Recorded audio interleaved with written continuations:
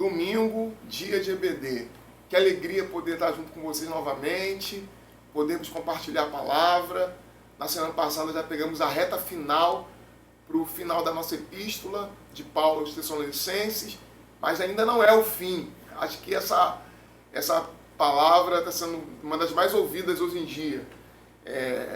Há os sinais do fim, aproxima-se do fim, mas não é o fim ainda. A mesma analogia a gente pode aplicar aqui à epístola aos Tessalonicenses. A gente estava no finalzinho, mas ainda não é o final. Hoje sim, hoje é o dia final da nossa epístola aos Tessalonicenses, e na semana que vem a gente vai tratar da segunda epístola aos Tessalonicenses. É isso. Então eu quero te dar boas-vindas ao nosso estudo e nós vamos orar ao Senhor. Pediu o João para orar, para a gente poder começar. Vamos orar.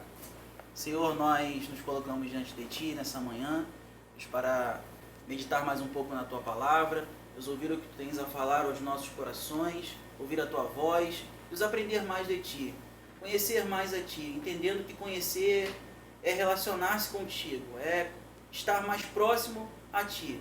Deus, agora nos ajude a compreender a Tua palavra, ilumine-nos na leitura da Tua palavra, que o Teu Santo Espírito possa abrir o nosso entendimento, a nossa compreensão, abrir o nosso coração, Deus, para que possamos extrair da Tua palavra ensinos que sejam aplicados à nossa vida, no nosso dia a dia.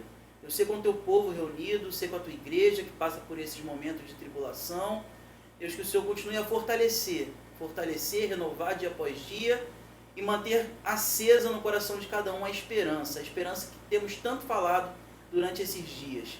Deus, nós oramos a Ti, confiamos no Teu agir, confiamos no Teu poder e fazemos isso no nome de Jesus. Amém e amém. Fazer a leitura do texto?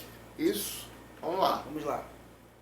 Diz assim, a partir do versículo 16, nós paramos no versículo 15, vou em tempo cumprimentar os irmãos, bom dia, mais uma vez um privilégio, uma honra estar com os irmãos, é bom ver os irmãos participando também no chat, no bate-papo online, é para participar mesmo, perguntem, contribuam, isso é muito bom, assim como a gente faz na EBD você tem a oportunidade, a EBD presencial, todo mundo junto, você tem a oportunidade de levantar a mão, fazer uma observação, da mesma forma, é um pouquinho diferente, mas da mesma forma você pode também aí no chat online, no bate-papo, comentar, participar, pergunte, eu não entendi isso, expliquem mais um pouco, então você também pode fazer isso, sinta-se à vontade para fazer isso. Nós paramos no versículo 15 na semana passada, falando que agora tem um sumário, nós falamos que Paulo ele vai ser bem direto, é uma característica quando ele fala aos Tessalonicenses, e aí a partir do versículo 16 ele vai dizer: estejam sempre alegres, orem sem cessar, em tudo deem graças, porque esta é a vontade de Deus para vocês em Cristo Jesus. Não apaguem o Espírito, ou não apagueis o Espírito. Não desprezem as profecias, examinem todas as coisas, retenham o que é bom, abstenham-se de toda forma de mal. O mesmo Deus da paz os santifique em tudo, e que o Espírito, a alma e o corpo de vocês sejam conservados íntegros e irrepreensíveis na vinda de nosso Senhor Jesus Cristo. Fiel é aquele que os chama, o qual também o fará. 25. Irmãos, orem também por nós. Saúdem todos os irmãos com um beijo santo. Peço com insistência, em nome do Senhor, que esta carta seja lida para todos os irmãos. A graça de nosso Senhor Jesus Cristo esteja com vocês. Legal a gente poder agora tratar das questões práticas dessa epístola. A gente já fez toda a construção daquilo que era a teologia paulina aqui presente. Lembrando que é uma teologia de uma fase inicial de Paulo, mas algumas questões que são tratadas aqui vão estar presentes em todo o corpus paulino, como nós vimos a doutrina da eleição, vai estar presente em toda a trajetória de Paulo, mas algumas questões aqui, no final, que é o que nós vamos tratar hoje, são mais práticas, são advertências éticas que precisam ser observadas pela igreja até que a segunda vinda aconteça. Nós já vimos aqui insistentemente que a segunda vinda era aguardada e com muita ansiedade ela era guardada e agora ela já não irá acontecer, ou pelo menos os sinais apontam que ela não irá acontecer de forma tão imediata assim. E aí voltamos àquela velha pergunta presente no texto que Paulo responde, presente da comunidade, para ser mais preciso, e que Paulo responde: o que é que nós fazemos então até que a vinda de Jesus aconteça? E Paulo, então, como nós já fizemos essa introdução na semana passada, começa a nos falar claramente sobre isso. Sim, e assim, vale a gente lembrar, claro, que assim, duas possibilidades aí para que Paulo seja tão direto quando ele vai descrever esse sumário em relação aos Tessalonicenses. Primeiro, que o pastor já destacou, trata-se da primeira carta de Paulo. Então ainda Paulo vai desenvolver toda uma teologia evidentemente prática também, com aspectos bastante práticos, mas aqui ele está começando a escrever as cartas, né? Começando a tratar dos problemas que as igrejas tinham, e também pelo fato de ser uma comunidade que o reconhecia facilmente, reconhecia o seu ministério, admitia o seu ministério e apoiava o seu ministério. Então, em alguns casos, o pastor pregou domingo passado sobre sobre a segunda carta aos Coríntios. As cartas aos Coríntios, duas que até então nós temos no cânon, mas ele escreveu mais do que duas, né? Você vai ver vários detalhes sobre alguns pontos que aqui ele trata de forma muito rápida. Por quê? Porque nem todas as comunidades tinham essa facilidade de ouvir o apóstolo Paulo e aceitar de primeiro o que ele estava dizendo. Então, assim, em alguns casos, era preciso que ele explicasse com mais detalhes, fundamentasse mais, às vezes com textos do Antigo Testamento. Então, assim, aqui não, aqui a gente tem um sumário muito curto, muito direto. Por quê? Primeiro, repetindo, pode ser uma característica por conta de ser a primeira carta escrita por Paulo, com a teologia ainda se desenvolvendo, tanto que não apagueis o espírito, orai sem cessar. Você vai encontrar referências em outras cartas posteriores, mais desenvolvidas. E pode ser também, pode-se atribuir também isso à questão da aceitação que os tessalonicenses tinham. Então, assim, é o apóstolo que está falando. Então, ele não precisa explicar com todos os detalhes cada um desses pontos. Ele está falando, nós acreditamos na apostolicidade dele, na autoridade apostólica de Paulo, e nós, então, Paulo ciente disso, não precisa detalhar o que ele está dizendo. É exatamente isso que você está dizendo. Acrescentaria um terceiro fator, além da questão inicial da teologia que está em desenvolvimento. Assim, ela não está ainda no seu clímax, na sua plenitude. Para mim, a plenitude da teologia do apóstolo Paulo é a Epístola aos Romanos, não porque se trate de uma teologia especulativa, mas por se tratar de uma necessidade do apóstolo Paulo de argumentar e convencer aquela comunidade, que a comunidade estranha a ele. E aí a gente entra na segunda questão que você colocou, que é a questão de ele, em comunidades onde há uma certa dúvida, um certo questionamento do seu ministério, do seu apostolado, ele preocupa-se em fincar com mais força as suas convicções e aquilo que ele acredita. Essa comunidade não vive isso. Aliás, é preciso destacar que você percebe uma frase aqui que está presente, que é a primeira, no versículo 16, que praticamente é a síntese da epístola de Paulo aos Filipenses. São cartas que estão distantes de forma temporal, porque se Tessalonicense é a primeira epístola, Filipenses é uma das últimas, mas ambas as cidades e as igrejas mantêm um vínculo afetivo muito próximo com o apóstolo Paulo. Tanto a igreja de Tessalônica como a igreja de Filipe mantém um vínculo muito próximo, afetivo com o apóstolo Paulo. E aí a terceira questão que eu acrescentaria em relação a isso é que quando Paulo, em outras epístolas, insiste em alguns pontos, é porque essas questões nessas igrejas são questões já problemáticas, há problemas sérios na igreja de Corinto com relação ao Espírito e com relação à dinâmica do Espírito. Tanto é isto uma evidência que essa igreja é considerada uma igreja espiritual, entre aspas, mas que na prática tem uma atitude ética carnal. Então, por que Paulo insiste tanto na doutrina do Espírito Santo e desenvolve essa doutrina do Espírito Santo na Epístola aos Coríntios, na primeira epístola particularmente dizendo? Porque essa é uma igreja que se vê dotada do Espírito, que se acredita ter um conhecimento do Espírito, mas que a prática e a conduta ética dessa igreja não corresponde a uma igreja cheia do poder do Espírito.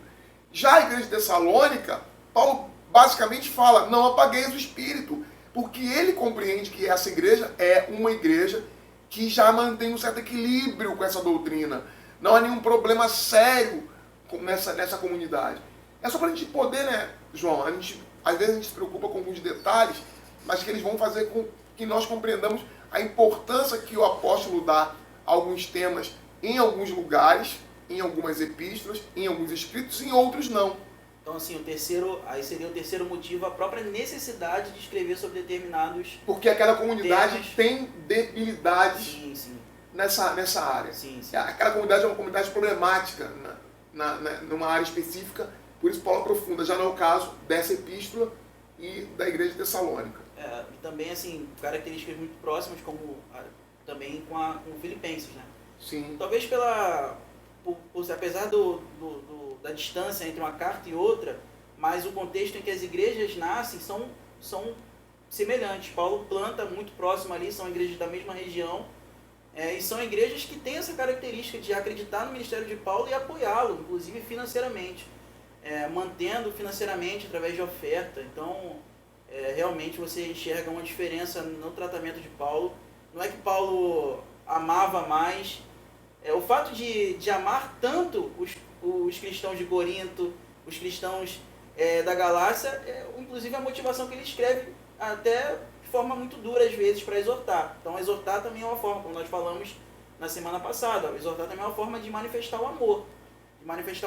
Só que aqui não é porque Paulo gosta mais dos cristãos de Tessalônica ou de Filipos, mas é porque, de certa forma, os problemas nessas comunidades, né, não são tão graves como nas outras comunidades em que ele trata mais especificamente de alguns pontos, que aqui ele fala de forma bem curta.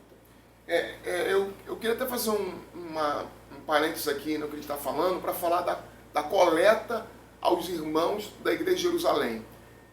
Nós vamos fazer um momento ainda, não sei quando será, se será online ou se será presencial, a gente não sabe ainda como vai ser. A gente está vivendo esse momento de pandemia, e uma coisa boa que a gente está aprendendo é não fazer planos. Não vamos fazer planos a longo prazo, porque a gente não sabe como é que a gente vai daqui para frente lidar com essa situação que a gente não tem muito controle sobre ela, se vai ser online ou não. Mas uma coisa que atravessa parte do ministério de Paulo é a seguinte realidade. Os irmãos da igreja de Jerusalém estão passando por sérias dificuldades financeiras. É uma igreja muito pobre, uma igreja com muitas dificuldades financeiras. As condições desses irmãos são condições precárias. E o que Paulo faz? Vamos olhar o Paulo com uma outra ótica novamente. Lembra lá no primeiro vídeo que nós falamos que há sempre uma preocupação das pessoas em ver Paulo como grande teólogo. E aí nós já mostramos que Paulo é um missionário, um pastor.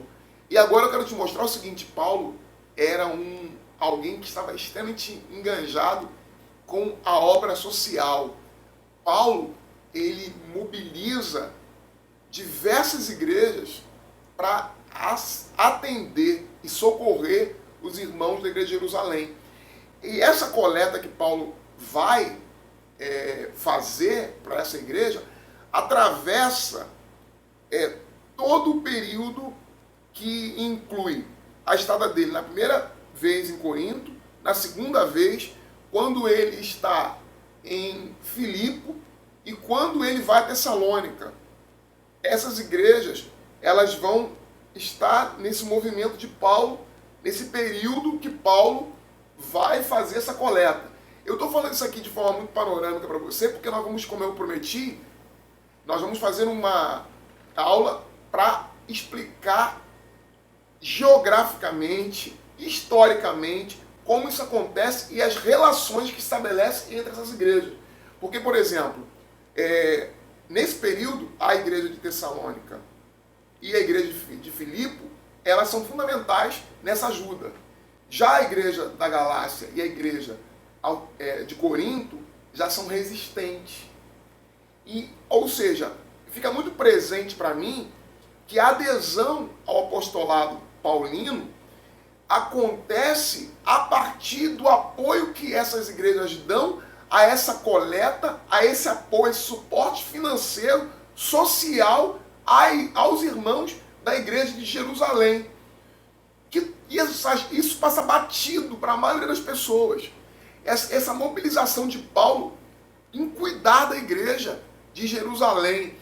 E as cartas vão sendo escritas nesse interregno de uma visita a uma igreja para outra, buscando apoio de uma na outra, de uma estada numa e na outra. Ele vai construindo as relações para conseguir apoio, para apoiar a igreja de Jerusalém.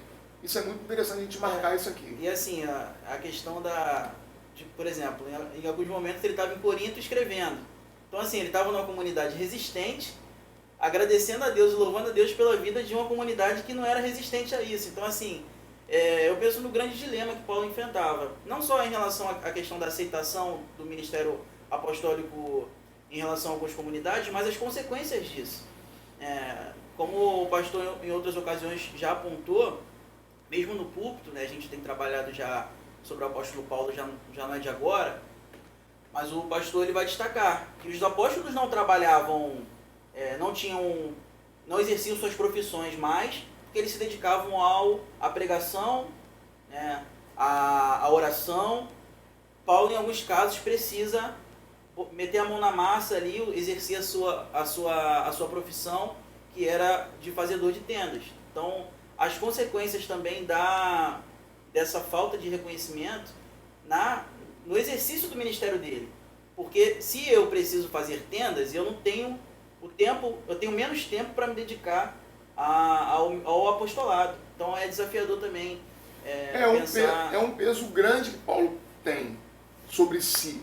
O peso do trabalho braçal, que é um trabalho braçal, é um trabalho difícil, sabe, conciliar a preocupação que ele tem com todas as igrejas, porque não é uma igreja. Paulo é um plantador como nenhum outro. Paulo é um evangelista que espalhou o evangelho pela Europa e pela Ásia. E aí ele tem todo o peso das comunidades sobre seus ombros, e principalmente na igreja de Corinto e nas igrejas da Galácia, ele precisa trabalhar. Uma coisa que é vantagem é que na igreja de Corinto, quando ele está lá, ele tem Áquila e Priscila, que servem de suporte para o trabalho que ele vai fazer. Ele conta com a ajuda de Áquila e Priscila para desenvolver esse fazer tendas, porque eles também eram fazedores de tendas. Eles também eram.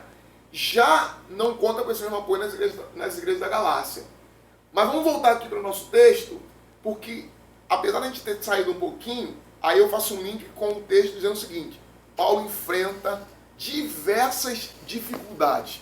Olha aqui, Paulo vai preso, Paulo não tem sustento e precisa buscar sustento trabalhando. Paulo, ele vive dilemas imensos, porque ele tem o tempo todo que lutar para fazer-se reconhecido enquanto apóstolo. Paulo enfrenta problemas de saúde, e a gente sabe disso, porque ele relata isso na segunda epístola aos Coríntios. Paulo enfrenta todas as dificuldades que ele relata também na segunda epístola aos Coríntios. Aliás, segunda epístola aos Coríntios é importantíssimo para a gente conhecer bastante da vida de Paulo. A segunda epístola aos Coríntios e também a epístola às igrejas da Galácia, são muito Ele narra biográficas. narra bastante da história. Então, mas aí eu pego todo esse gancho longo que eu faço aqui para desembocar, é um rio que vem para desembocar no versículo 16 e dizer, mas mesmo diante de tudo isso, o que Paulo diz aqui no versículo 16, regozijai-vos sempre, João, alegrai-vos. É algo também muito semelhante como ele vai no final de Filipenses. Sim. Falar sobre, passei por todas as circunstâncias, por boas e ruins, mas tudo posso todas as coisas naquele que me fortalece. E a chamada carta da alegria, né, é a carta de Filipenses. Sim. Também. Então, assim, são cartas que Paulo vai trabalhar, não trabalha tanto as questões biográficas como em outras, mas assim, a igreja está ciente dos sofrimentos que ele passa. E ainda assim ele convida tanto os tessalonicenses quanto os filipenses a se regozijar, a se alegrar. É algo assim que muitas vezes foge da nossa compreensão, algo que parece tão distante de nós, fazendo uma transposição para o nosso tempo, né, olhando para o momento em que nós vivemos.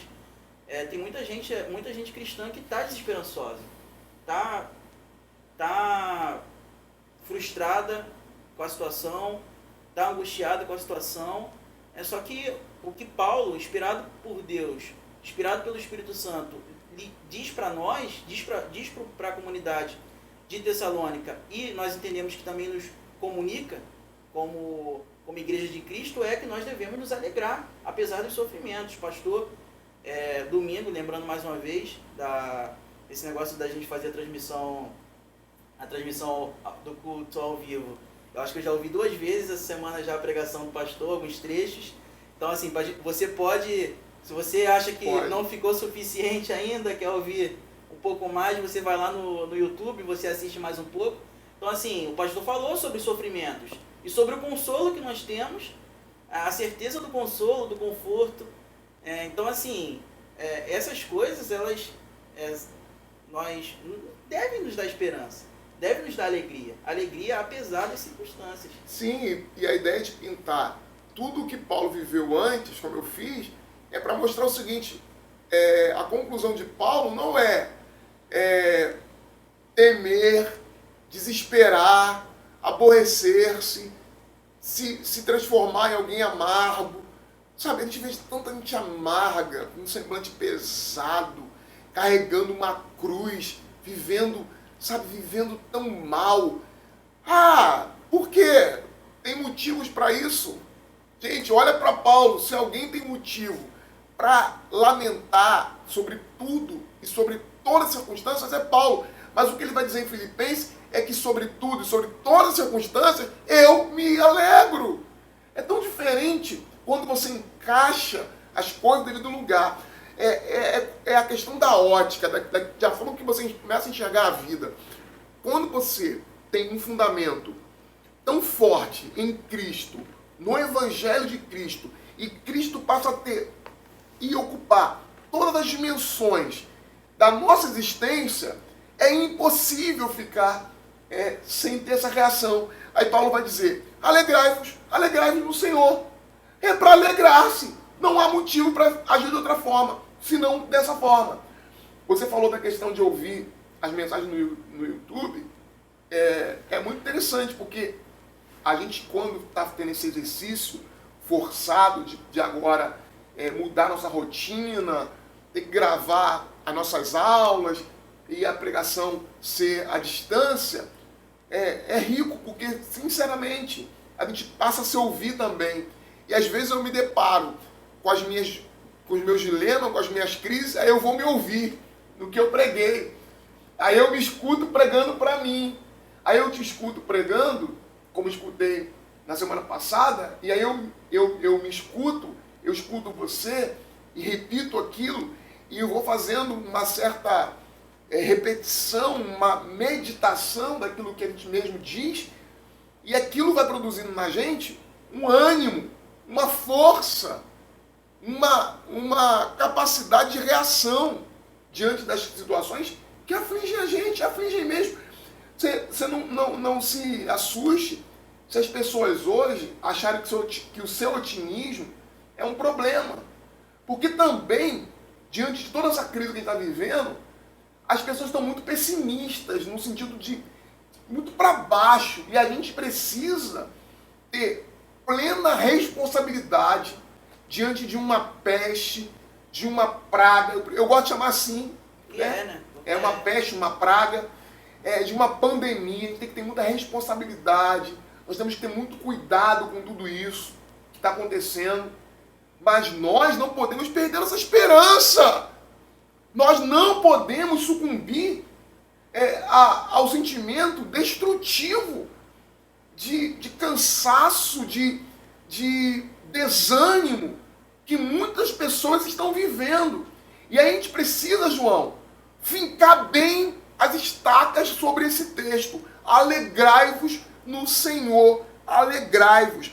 É o que ele diz, regozijai-vos. Regozijai-vos sempre, sempre. É só quando está tudo legal? Não, agora também, nessa hora em que tudo parece ruir, em que as coisas estão fora de controle, do nosso controle, nós temos repetido insistentemente que estão fora do nosso controle, não do controle daquele que governa o universo inteiro. E regozijar, né, é se deleitar, sentir prazer apesar de tudo. Eu, lembrando, na semana passada eu citei uma frase de Agostinho que eu falei que não tinha certeza se era realmente de Agostinho, mas se acredita que realmente seja de Agostinho. Só que essa eu sei que realmente é. Quando ele vai dizer, né, fizeste-nos para ti e o nosso coração não encontra descanso enquanto não estiver em ti. Então é mais ou menos isso. Quando eu lembro, por exemplo, da própria citação que o pastor fez do Catecismo de Heidelberg, qual é o nosso consolo diante de tudo? Qual é o nosso consolo na vida e na morte? É saber, é ter a consciência como cristão, como filho de Deus, que nós pertencemos, de corpo e alma, tanto na vida quanto na morte, a quem? Ao nosso Senhor Jesus Cristo. Então, o que faz Paulo declarar aqui que a comunidade de Tessalônica, a comunidade de Filipos, os crentes de uma maneira geral, devem se alegrar, é saber que ele pertence a Cristo, nós pertencemos a Cristo. E aí a gente entra para a segunda colocação de Paulo, que é orai sem cessar. Olha, ele fala para a gente se regozijar, mas ao mesmo tempo ele se preocupa em nos dar a dimensão de que não é porque está tudo confortável, não é porque está tudo sob controle nosso. Ele nos põe numa situação de seguinte: orai sempre. Vocês podem e devem ter contentamento, alegria, paz na alma, mas isso não significa abandonar o relacionamento, abandonar a proximidade com o seu Deus e nem a deixar de viver uma vida de súplicas incessantes, porque essa é a ideia do texto. Orar sem cessar é viver uma vida de súplicas constantes, de súplica constante. Quem ora é aquele que suplica o tempo inteiro, suplica, traz suas súplicas, traz suas petições, traz o seu choro, traz seu gemido, traz sua adoração, traz a sua intercessão, traz a sua luta particular. Assim, ele está falando de contentamento. Por que você se alegra apesar das circunstâncias? Porque você tem contentamento em Deus, em Cristo. Só que não é acomodação à realidade à nossa volta. Então, assim, não é o que a gente falou no primeiro vídeo, não é um fatalismo, a coisa é assim, então nós devemos cruzar os braços e não nos importar com o que está acontecendo. Sempre há motivos para orar, sempre. A oração, ela é constante, ela é incessante, ela é sem cessar, porque nós sempre temos motivos para orar. Nós não podemos pensar que, Paulo fala para os cristãos permanecerem contentes, satisfeitos com a situação. Não é em relação não é como se acomodar, o mal está acontecendo à nossa volta, vamos nos acomodar porque isso que vai acontecer faz parte da realidade humana caída.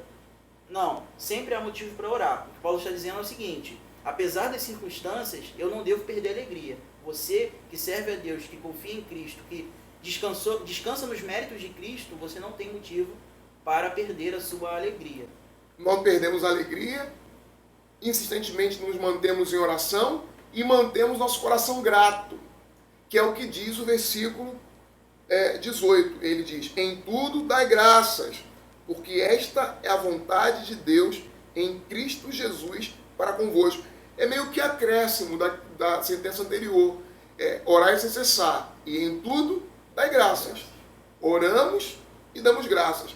Oramos porque algo ainda nos falta, porque a vida de oração é para suplicar a Deus aquilo que nos falta. Mas ao mesmo tempo que reconhecemos que algumas coisas nos faltam, nós também somos gratos. Aí ele prossegue, verso 19, não apaguem o espírito, a gente já tinha falado, né, que aqui de forma muito diferente. Não só o 19, mas o 20 também, quando ele vai falar sobre profecia, você vê, novamente lembrando, do tratamento diferenciado aqui, simplesmente uma sentença muito curta, diferente do que ele trata um capítulo inteiro, quando ele vai escrever aos Coríntios. Você vê que, talvez mais do que por ser ainda uma teologia muito incipiente de Paulo, talvez seja mais porque não havia uma necessidade real naquela comunidade, não havia uma briga, ou mesmo o que acontecia em Corinto, que era uma mania de se exaltar, de se sobrepor, de aparecer mais nessa comunidade. Então a gente pode talvez extrair daí uma característica dessa comunidade, que é a humildade,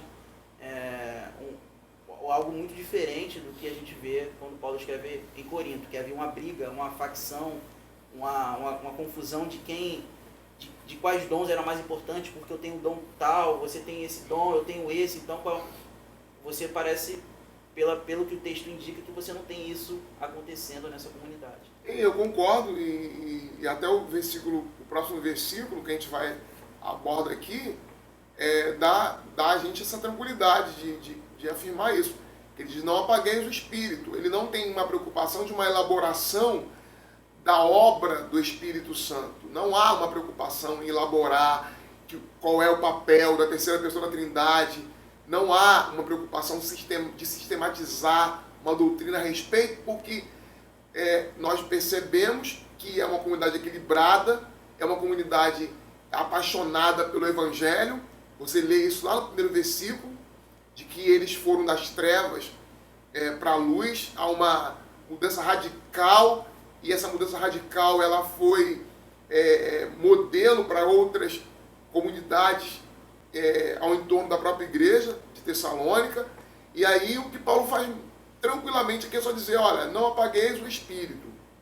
Mas ele lembra disso, porque apesar de ser uma igreja equilibrada com relação aos dons e a vida no Espírito, é preciso sempre lembrar da importância que o Espírito tem na vida da igreja. Porque não há poder na vida de uma igreja sem o Espírito Santo.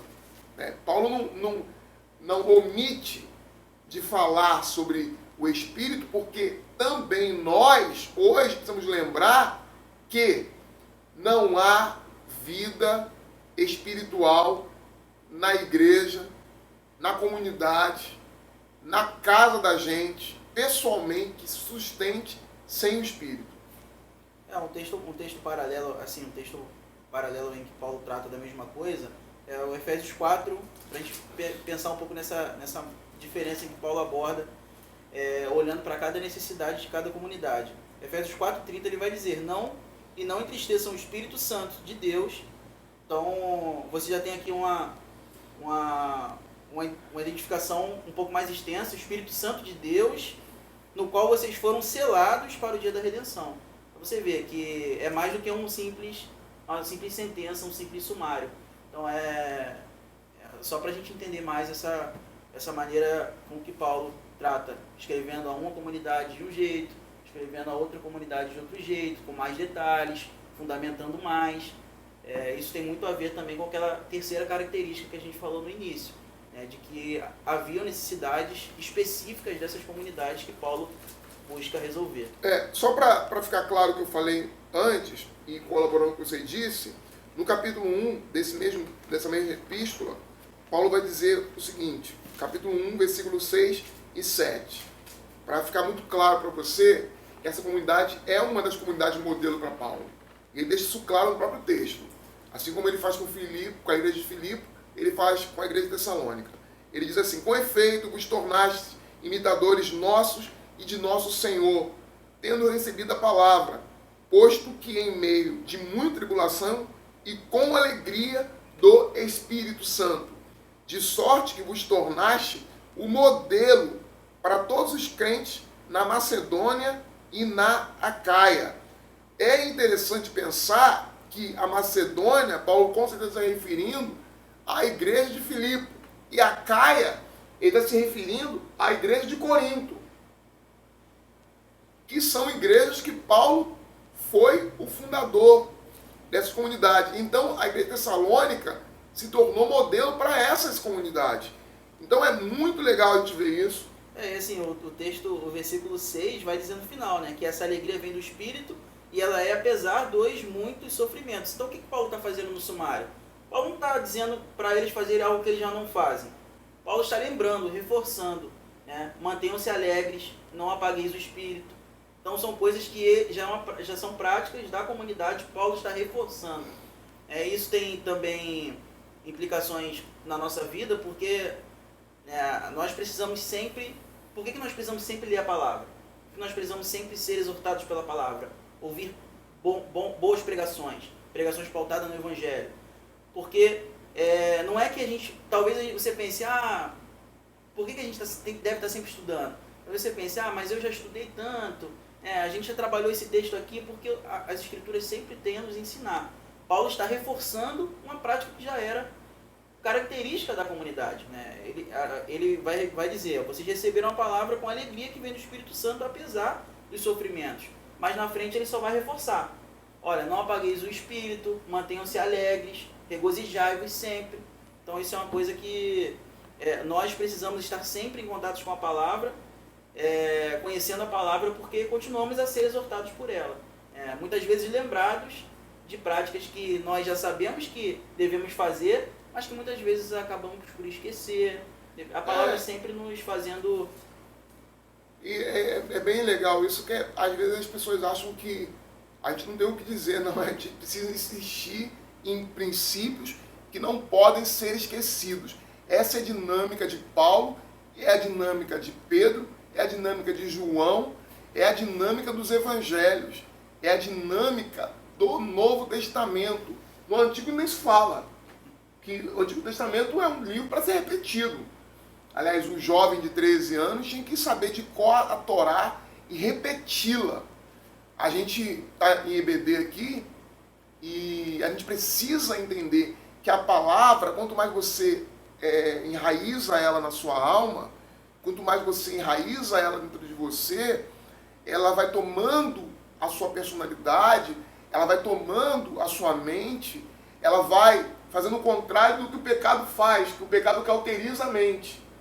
A palavra, ela refrigera a alma, a palavra renova a mente.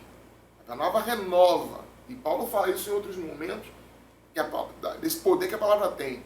Então você está aí na EBD, na sua casa, mas olha só, a leitura do texto, sempre, a leitura sistemática da palavra, um estudo sistemático, insistente, quando você deseja, quando você não deseja.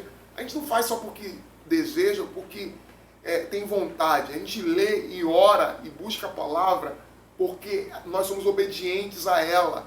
E às vezes, quando não temos nenhuma condição, ainda assim fazemos, porque mesmo não tendo condição, ou não tendo ânimo, ou não tendo força, essa palavra vai exercendo um poder renovador em nós. E aí você volta para o texto comigo, porque o texto diz, não apagueis o Espírito, não desprezeis as profecias. Era comum que acontecesse em alguns lugares que desprezasse-se as profecias, e profecias aqui não têm a mesma característica de uma... que são muito comuns acontecer em movimentos e lugares, em outros lugares diferentes da nossa denominação, em que uma pessoa se levanta no meio do culto e interrompe tudo que está acontecendo para falar, Deus me disse isso, aquilo, outro. Não, a profecia, ela aqui é muito mais daquilo que é pregado, daquilo que é ensinado, daquilo que é ministrado através dos apóstolos, inclusive do próprio Paulo, do que propriamente uma palavra revelada a um indivíduo. Vamos pensar que naquele momento você não tem um cânon ainda formado. Então, não existia ainda uma norma tão clara sobre aquilo que era sagrado ou não, aquilo que deveria ser. Mas a palavra dos apóstolos valia muito. Então, eu entendo aqui, nesse texto, que não desprezar as profecias é não deixar de ouvir os seus líderes, os apóstolos, os que trabalham, os presbíteros da igreja, os diáconos da igreja, e mais tarde os bispos que vão surgir dentro da própria estrutura eclesiástica. Sim, eu acredito que dá para a gente afirmar que o paralelo mais próximo da profecia, quando ela é mencionada no Novo Testamento, é o sermão, o nosso sermão nos cultos que nós temos. Então, assim, é porque quando a gente olha para as cartas eram lidas, eram lidas na comunidade. Mas no culto, se você se interessar, pode ler um pouquinho a história da igreja primitiva, tem boas obras que vão tratar disso, o Augusto Gonzalez, o próprio Kernes, Robert Nichols, outros historiadores da igreja, eles vão falar que era uma prática bastante comum na igreja, na hora do culto, pessoas se levantarem, esses eram chamados profetas, para profetizar. O quê? Como é que é essa profecia? Era como se fosse a exposição da palavra, um ensino. Que palavra? O Antigo Testamento, geralmente, que era a Bíblia, o cânon da igreja primitiva. Hoje nós temos os textos neotestamentários, os textos do Novo Testamento. Então, isso não é uma coisa que nasceu na igreja primitiva. Isso já é uma prática já veterotestamentária do Antigo Testamento, que você tinha classes de profetas. Você tinha os profetas que eram os videntes e os profetas que tinham como principal objetivo levar o povo de volta à lei, levar o povo de volta à Torá, que era esse papel aí de expor a Torá para que o povo voltasse à obediência a Deus e à Torá. Então essa equivalência da profecia relatada no Testamento, ela está muito mais próxima do nosso sermão, da nossa pregação, de quando um pastor, um líder, um presbítero, um oficial, ou mesmo um leigo, uma pessoa que não é douta em teologia, mas se dedica a estudar a palavra, para expor a palavra, ela está profetizando para a comunidade. E ela vinha do estudo, ela vinha da preparação séria, do conhecimento exegético da palavra, do trabalho semelhante ao do escriba, do conhecimento do texto, e dessa aplicação desse texto à realidade da comunidade. Não era uma coisa despreparada, não é profecia no sentido de que alguém está em êxtase simplesmente e vai falar qualquer coisa. Isso incluiria-se em revelações, que aí é uma outra questão que a gente pode discutir num outro momento, e aí novamente eu vou deixar essa treta para um outro momento, porque não tem tempo para a gente discutir essa questão aqui. Talvez, quando estudarmos a Epístola aos Coríntios, e aí nós temos ali na Epístola aos Coríntios o capítulo 12, que vai falar sobre os dons espirituais, e aí vai falar sobre a revelação. Então, falar no meio do culto em revelação não é uma prática na igreja primitiva, que não é uma prática que acontece na igreja primitiva. Acontece em algumas comunidades e Paulo tem problemas com isso. Eu não estou com isto negando que a validade dos dons, mas estou dizendo que não é sobre isto que Paulo está falando. Em outro contexto, aplica-se esse tipo de prática que não é o que aqui Paulo está dizendo. Aqui Paulo está dizendo o que é profetizar na igreja. Profetizar é expor a palavra. É o trabalho muito semelhante do que acontecia na sinagoga judaica. Lia-se o texto da Torá e explicava-se o texto da Torá. Então Paulo está dizendo o seguinte: não despreze as profecias. Não deixe de ouvir aquilo que é a própria palavra de Deus sendo explicada. Porque é explicação. É praticamente um sermão expositivo, que é o que a gente faz na igreja. Antigamente tinha muita prática de ir na igreja. Primeiro ponto, segundo ponto, terceiro ponto. Com o tempo as pessoas foram percebendo que essa prática, apesar de ser útil, ter abençoado a igreja durante muito tempo, é uma prática que foge um pouco do padrão do Antigo Testamento e do Novo, que era a mera simples exposição do texto. O que é a pregação? Ler o texto, explicar o texto. O que era a profecia no Novo Testamento? Ler o texto e explicar o texto. Basta isso, porque qual é o entendimento? O entendimento é que o meu lugar aqui não é de formular conceitos, ideias, é de tirar aquilo que já está presente ali no texto. Os conceitos, as ideias, não sou eu que trago. Eu não trago de fora do texto. Está presente no texto, eu só exponho o que está no texto. Sim. Vamos avançar mais um pouco. Ele vai dar sequência, examinem todas as coisas, retenham o que é bom, abstenham-se de toda forma de mal. Isso também é uma exortação bastante comum de Paulo. Não sei se o pastor vai trabalhar. Fica bem no critério daquilo do capítulo 12 de 1 Coríntios, quando fala do dom de discernimento, né? O dom de discernimento. Ele diz: julgai todas as coisas, retende o que é bom. Aprenda a discernir as coisas. Você escuta as profecias, mas tenha também sabedoria. Olha como que Paulo é sempre muito sábio naquilo que ele diz. Ele diz: você não despreza a profecia, mas ele diz: cuidado com a profecia também, quando ele diz: retenha o que é bom. Não é para absolutizar aquilo que eu digo. Não é para tornar a minha palavra a palavra de Deus. A minha palavra a palavra de Deus quando eu exponho. É por isso que a gente fala aqui, eu insisto nessa questão, de que a gente só faz é expor o texto, sendo o mais simples possível. Calvino tem uma preocupação em Genebra, que é de não ter muita elucubração, muito enfeite, aquilo que ele chama de apanágio. O texto não precisa de enfeites. Ele precisa ser explicado. O texto é simples. Simplicidade não é defeito. Simplicidade é qualidade. Quem conhece bem pode ser simples. Quem não conhece normalmente rebusca para, de alguma forma, maquiar a ausência de conhecimento.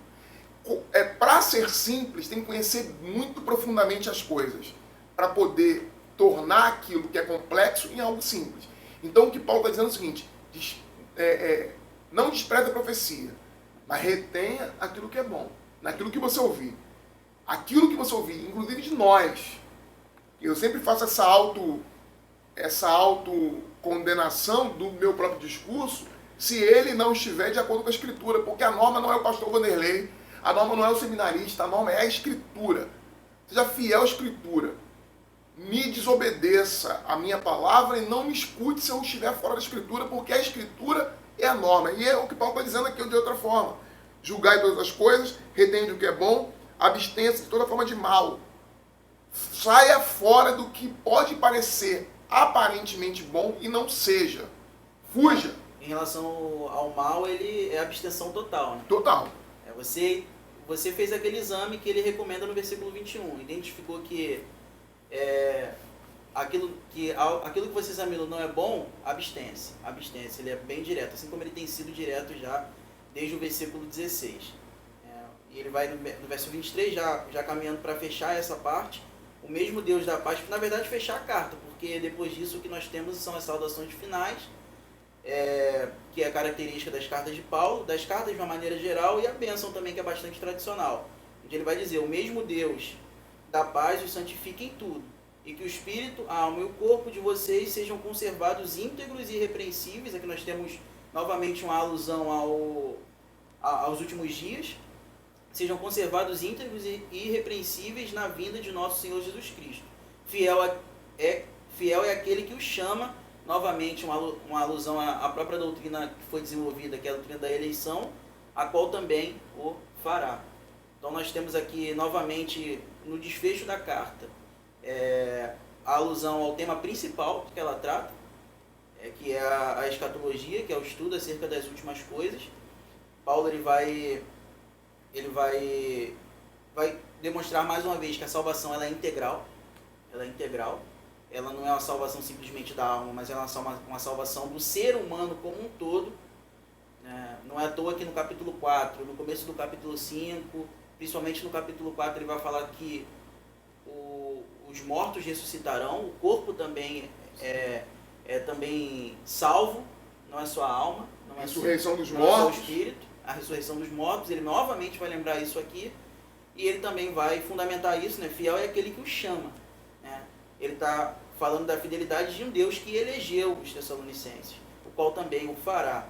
Então isso é um desfecho retrospectivo que Paulo faz aí da primeira carta. Ele está fazendo uma costura aqui, né? Costurando tudo para não ficar nada, nenhuma linha, nenhuma parte fora, assim. Não tem nenhuma dúvida que vai ficar sem ser coberta. Ele diz sobre a questão da eleição, como já foi dito aqui, mas aí eu queria destacar aqui essa preocupação de Paulo de que a salvação, ela não é uma bem-aventurada esperança de salvação para as nossas almas no futuro. Porque a gente fica às vezes pensando que a salvação é ansiar por um dia pela essa bem-aventurada salvação das nossas almas. Não, Paulo está incluindo o psique, está incluindo aqui a soma, o corpo. A alma, a psique, o pneuma, o espírito. Então ele põe claramente o seguinte, a alma, o corpo, o espírito. Alguns vão dizer, Paulo é tricotômico. Eu diria que não. Aí outros vão dizer, Paulo é dicotômico. Eu diria também que não. Eu diria que essas partes todas compõem o que é o ser humano. E o que Paulo faz é dizer, a salvação em Cristo, ela alcança a totalidade do ser. Ela alcança o ser humano por completo, total. Ele é e recebe a salvação de Deus plenamente. E aí a gente termina, João, o texto quando ele diz, versículo 25, ele diz, irmãos, orai por nós. E eu gosto de destacar sempre isso. Paulo não pede oração, mesmo estando em situação difícil. Ele aqui quebra uma exceção, aliás, na primeira carta que ele escreve, ele orai por nós. Mas ele fala em orar por nós depois que ele já orou por toda a igreja, desde o primeiro versículo. Ele fala, orai por nós, saudai todos os irmãos com ósculo santo, coisa que a gente não está podendo fazer agora. Só virtualmente. Beijo para vocês. Não podemos fazer isso agora. Mas Paulo diz que é bom. É bom fazer com respeito, ok? E aquele irmão que você sabe que é bravo, você faça só se ele permitir, ok? E aí termina a carta. Versículo 27 e 28, termina pra gente, João. Peço com insistência em nome do Senhor que esta carta seja lida para todos os irmãos, que era normal de toda a carta, lida diante de toda a comunidade. E fecha com a bênção, né? A graça de nosso Senhor Jesus Cristo esteja com vocês. Amém. Então concluímos a nossa epístola. Estamos aí ok, como diz a galera aí fora. Estamos ok com Tessalonicenses. Semana que vem vamos caminhar para a segunda epístola para a gente ficar ok também com Tessalonicenses. Vamos orar ao Senhor? Vamos terminar? Senhor Deus, Deus de paz, Deus de graça, Deus de misericórdia. Que tua bênção, que tua misericórdia, que teu cuidado seja sobre cada um dos meus irmãos que estão a nos ouvir. Sim. Peço-te, Senhor, que o Senhor os guardes, que o Senhor os proteja. Em nome de Jesus, que a bênção do Deus Pai, Deus Filho, Deus Espírito Santo repouse sobre cada um, agora e para todo sempre. Amém e amém. Amém.